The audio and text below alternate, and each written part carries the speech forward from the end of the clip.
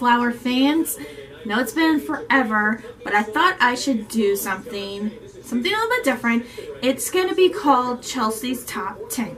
Now, it's going to be my personal opinion on top 10s of random things that I would think of. You know, top 10 episodes, top 10 TV shows, top 10 movies, random things. So I'm going to start off this year with my top 10 most anticipated movie of 2019. I kind of cheated on this, so you can yell at me for doing it, but whatever. I just have to do it. So anyway, here we go. Number 10 on my list happens to be a movie that is coming out this month, and it is called Glass. Now, I'm really excited for this, and I'm also terrified because Unbreakable and Split were movies that I did not think were going to be great, and I enjoyed them so much. So I think with this director, if people are anticipating a great movie, he sucks at it.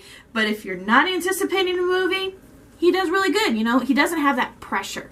So I think I'm praying that it does really well, and he, you know, finishes this trilogy, superhero villain trilogy, comic book trilogy thing, whatever you want to call it. Anyway, I'm so excited for it, and it comes out January 18th. Number 9 on my list is a movie I don't need to watch, but I'm still gonna watch it. It's Toy Story 4. I don't know much about it. I really don't need to see a trailer because you have the words Toy Story in it. This is probably one of the most, in Pixar, the most I cherish, because I always feel with, you know, all the characters. I cried watching Toy Story 3. Leave me alone. I'm pretty sure everybody else did, because you felt how Andy was when you had to give up your toys. So, yeah. Anyway, I will definitely check it out this summer. I don't need to watch anything. I don't need to see it, but I'm still going to, and I think that's what Pixar's doing so well, or in Disney, that you're going to latch on to those older folks. Gosh, I'm older, aren't I? Ooh, that makes me feel sad. Anyway, number 8 is a movie that it's going to have a lot of criticism. It's fully CGI. It's a Disney movie, Lion King. Now, the trailer was kind of bit for bit for the cartoon animation version of Lion King, and I don't know. I mean, the cast is really great. It's a stellar cast. I mean, come on, you got Queen Bee in the movie, of course, and then there's so many other people. John Oliver is just the one that kind of gets me, but I love John Oliver. So I'm hoping that they're gonna change it up a little bit. You know, different songs, hopefully. You know, change the story a little bit, but I have a feeling it's gonna be shot for shot, and that's not gonna be very good for this movie. It is gonna make a lot of money because Lion King touches a lot of people's hearts. It's very a tearjerker. So we'll see how that goes. Anyway, number 6 is a movie I didn't think would make my list, but after watching You Were Never Really Here with Joaquin Phoenix, it's gonna be The Joker. Well, The Joker. I don't know what the title's actually called, but seeing him, they did a tiny teaser trailer of that smile, kind of scared the crap out of me. I hate clowns, but Joker's like probably one of the best villains in the Batman series. So, seeing how they're going to do this one, and then you have to compare him to everybody else's. I mean, you can't really compare Heath Ledger. You can't really compare with the voice animation with Mark Hamill. So I just want to see how Joaquin Phoenix does this rendition of Joker. And seeing him in You Were Never Really Here, that twisted dementedness, I guess. Is that even a word? I don't know, I just made up a word. Seeing how he performed like that, he has some amazing work. I think he's having a lot of fun with this, so I'm going to be very intrigued on how they're going to do it. So I'm really excited for that. Number 5 on my list happens to be another DC movie, and it is called Shazam! Sorry. The trailer looked really fun. Zachary Levi looks like he is having a blast playing this character. I know a tiny bit of this comic book character, just from what I watched when I was growing up. And how Aquaman, screw you critics, it's not the 70 or 60% level, whatever. Rotten Tomatoes, you can suck it. Aquaman was so much fun, and they're actually starting to get together. Like, you need to brighten it up. And Shazam is really, he's out there. And it's going to looks like a very nice comic relief. I think they're finally realizing what they need to do is have a little bit more fun instead of trying to be so dark. And I'm really anticipating this to actually, it's not going to do very well because I don't think many people know it, like how Aquaman is, but kind of competing in April when you actually have Captain Marvel and then you have Shazam and then you're going to have Avengers. I don't know how well this is going to work.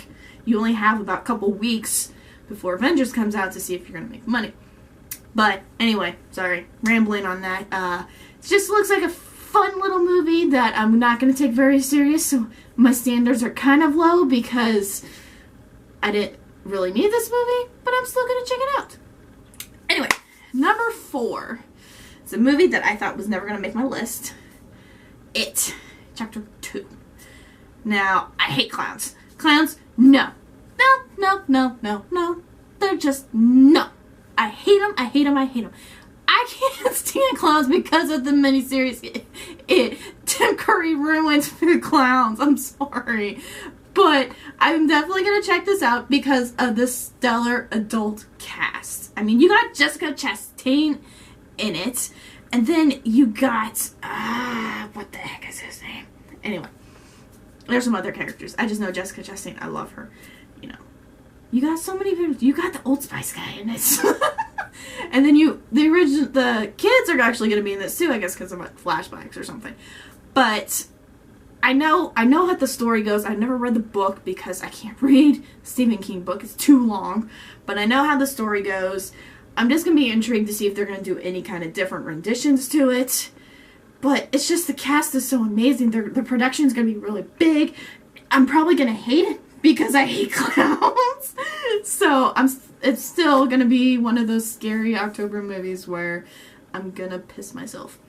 Anyway, number 3 on my list happens to be Star Wars Episode 9. Now, I'm just more intrigued on how they're going to conclude this, especially with the infamous Carrie Fisher not going to be there, and Princess Leia's storyline was going to carry on to the next big movie. So I'm going to be intrigued on how they're going to do that, and you don't have Luke Skywalker. I mean, I know he's going to be in it, I guess, but, you know, he's not going to be there, so it's going to be kind of weird. But seeing Daisy Ridley again, Oscar Isaac, I love those two characters. So, I'm just more intrigued to see how they're going to finish this off, and I think it's going to be back in December, so we have to wait a long time. I'm not one of those crazy, I shouldn't say crazy, but I'm not one of those big fanatics of Star Wars, because I hated Han Solo, but then again, a lot of people hate Solo. Have not seen Rogue One, because there is no point in seeing Rogue One for me, except for the big, you know, big action sequence at the very end with Darth Vader, but, you know, that's what YouTube's for. So I didn't have to see them on theaters. But Disney's going to have a lot of money and faith in this, and I think, I'm going to be very afraid, if this movie makes a lot of money, they're going to want to try to do more Star Wars. And I'm terrified of that. Just leave it at Episode 9. Don't do another trilogy. You can't do another one. I know what you're trying to do is pass the torch to these younger actors, but just don't. Just stop. Please, just stop. Okay. Number 2 on my list is something I never thought would actually be on there because I can't stand gory movies, but when Quentin Tarantino gets his hands on something, it's gonna be bloody. But anyway, Once Upon a Time in Hollywood has a stellar cast. You have Leonardo DiCaprio, Brad Pitt, Margot Robbie, I think Al Pacino's in this, and it's, you know, Quentin's 9th movie. So, yeah. It's just anything Quentin Tarantino and you get that stellar cast, I'm gonna check it out. I don't need a trailer. I guess I kind of need a trailer. No, I really don't. Just whenever it comes out in theaters, I will definitely see it. Number 1, I sort of cheated. Yeah. Because it's Marvel movies, So it's the Marvel Cinematic Universe, and you have 2 movies that are going to be released in about less than 2 months from each other, and then you have the last one that's going to be in the, summer. So I cheated. The Marvel Cinematic Universe movies of this year is my number 1. Yes, I know. My most anticipated one is, of course, Avengers Endgame. Nice title, by the way. Anything with Endgame, it's going to end very badly, so I think there's going to be some people who are actually going to die. Be prepared for that. But, you have Captain Marvel. I know the trailer isn't, as overwhelming as people want it to be, but seeing her in her outfits and the iconic looks that she has, and I don't know if Jude Law is actually playing Mar-Vell or not. He should.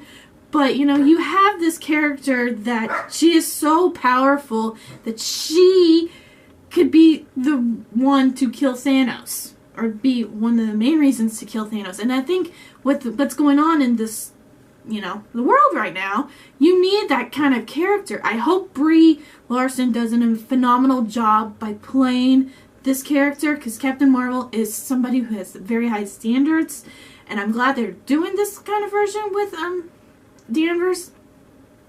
So I'm very, very anticipated on this. And then, of course, you have Avengers, where you're going to have everybody, including some people that are actually alive that you're going to see. Because I think Tessa Thompson's character Valkyrie is going to be in this. Sorry, Korg is dead. Because I think one of the Russo brothers was going through the list of who survived, who died. Korg died. And then you have the movie that's going to be after Avengers Endgame, and I think that's what I'm more intrigued about, is Spider-Man Far From Home. You have Jake Gyllenhaal as Mysterio. That's kind of a different casting. I mean, I think he'll blow it out of the park. Seeing him in Nightcrawler gives me nightmares. So I think he could be a pretty awesome villain. And then, of course, you have Michael Keaton coming back, doing his villain role. You have Zoe Saldana. You have everybody coming back, basically. I don't know if Tony Stark's going to be there or not. I think Happy's in it. I'm pretty sure Happy's in this movie, so we have him. But, just Marvel is doing a phenomenal job with these movies. DC's finally learning how to sort of catch up to it. So I'm just very intrigued on what they're going to do. And anyway, that's more of my list. I know there's tons of more movies that aren't on it that should be. And then there's some Netflix ones that are going to be coming out. I mean, Netflix says they're going to have 90 movies coming out in 2019. That's a lot of movies for a stream. Especially, I hope they do the sequel to one of my top 10 movies. And if you don't know, watch it on Facebook. I could give you a link to that if I can do that. Anyway, Do the Boys Who I've Never Loved, Who I Ever Loved. The very, very long title. The one that there's 3 books to it. Anyway, they're going to do that. P.S. I Still Love You, or P.S. I Love You, something like that. I hope that comes out this year. Probably be at the end of the year. Anyway, that's all my list. Comment below on what you think is your top 10. I just want to know what people think of what your opinions are. I like seeing different kinds of people just figuring out hey, I wanted this. Hey, why did you not put this on? Because I totally probably forgot about it. And these just popped out of my head. So I wrote them down real quick. Anyway, comment below. Just let me know. Follow me. I will follow you back on whatever you do. Anyway, this is Chelsea Flowers, signing off.